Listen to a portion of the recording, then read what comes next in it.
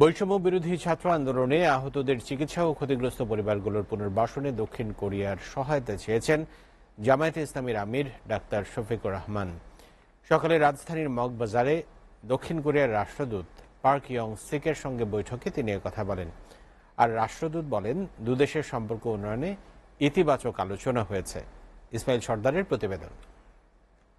রাজধানীর মগবাজারে জামায়াতের কেন্দ্রীয় কার্যালয়ে আমির ডক্টর শফিকুর রহমানের সঙ্গে বৈঠক করেন ঢাকায় নিযুক্ত দক্ষিণ কোরিয়ার রাষ্ট্রদূত পার্ক ইয়ং সিক।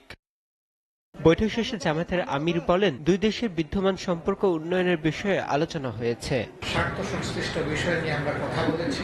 পাশাপাশি আগামীতে আমাদের এই দুই দেশের সম্পর্ককে আরও কিভাবে একটা চমৎকার পর্যায়ে নিয়ে যাওয়া যায় সেই বিষয়ে আমাদের অভিব্যক্তি উভয়ই আমরা ব্যক্ত করেছি। যে কোনো অভ্যুত্থান হয়েছে, আন্দোলনে যারা আহত হয়ে তাদের মূল্যবান অঙ্গগুলো হারিয়েছেন, কোরিয়া তাদের স্বাস্থ্য বিভাগের পক্ষ থেকে কি সহযোগিতা করতে পারে সেই বিষয়গুলো নিয়ে আমরা তাদের দৃষ্টি আকর্ষণ করেছি।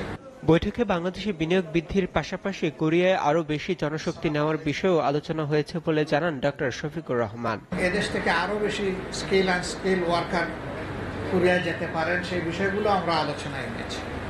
আমাদের আলোচনা অত্যন্ত চমৎকার হয়েছে, সন্তোষজনক হয়েছে, আমরা আশ্বস্ত হয়েছি। আর রাষ্ট্রদূত বলেন, বাংলাদেশ কোরিয়ার বিনিয়োগ অব্যাহত থাকবে। জামাত ইসলামের সঙ্গে সৌজন্য সাক্ষাৎ হয়েছে। বাংলাদেশে কোরিয়ার বিনিয়োগ অব্যাহত থাকবে। 2 মাস হয়েছে অন্তর্বর্তী সরকার গঠন হয়েছে। আমি তাদের সাফল্য কামনা করি। বাংলাদেশের উন্নয়নের জন্য স্থিতিশীলতা বজায় রাখতে পারবে বলে আশা করি।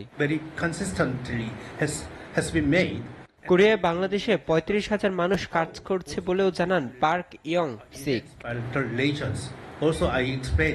ইসমাইল সর্দার, STV, ঢাকা।